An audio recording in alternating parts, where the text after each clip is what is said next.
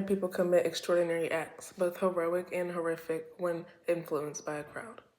My name is Tristan Thomas, and my essential question is, what is social psychology? I chose this topic because it's something I'm interested in studying in college, and the foundation questions that I'm going to discuss will help us dig deeper into what social psychology is. What is social psychology? Social psychology is a study of how individuals relate to and try and function in society. Next, we're going to be discussing peer pressure. There are different types of peer pressure, like negative peer pressure and positive peer pressure. Obviously, negative peer pressure would be like someone influencing you to do something negative, and positive peer pressure would be like someone influencing you to do something positive, like maybe join an extracurricular activity. Being pressured can cause an increase in nervousness, secretive behaviors, anxiety and depression, and many more behavioral issues. Children may give in to peer pressure due to wanting to fit in with the crowd and being too afraid to lose relationships. The Ash conformity experiment actually proves that 32% of the time people would choose the incorrect answer to fit in. Social psychology uses scientific methods to explain the influences on thoughts, feelings, and behaviors. Next, we're going to be talking about what is social cognition. Social cognition is a subtopic of social psychology that involves how we process, interpret, and respond to social signals and interactions.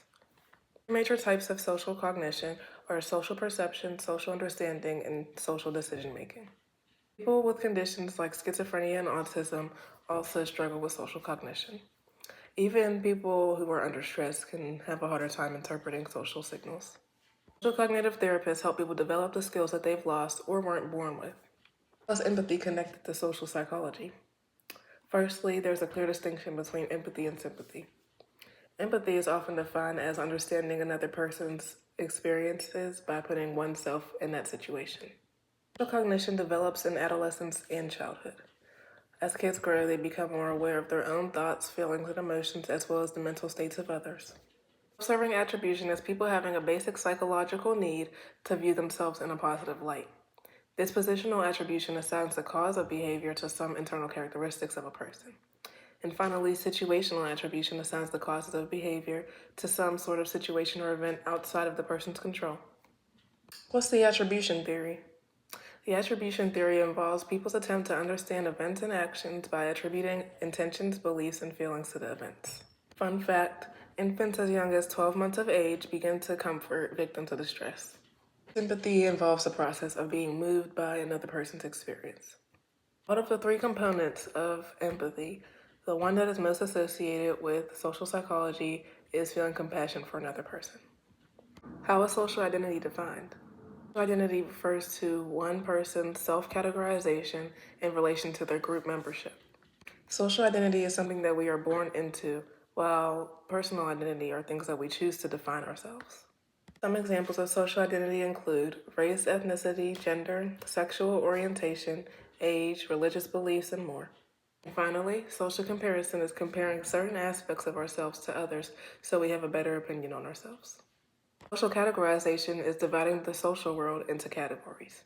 Let's discuss social norms. Familial systems are responsible for setting the earliest cultural expectations.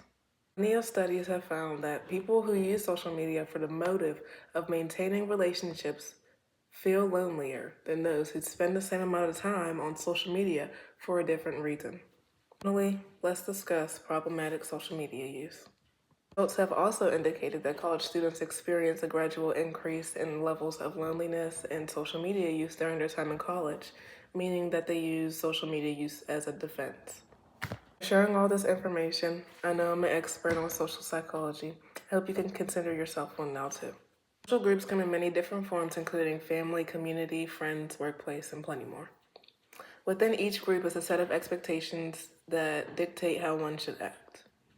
The expectations in each group are communicated through rules, rituals, or actions.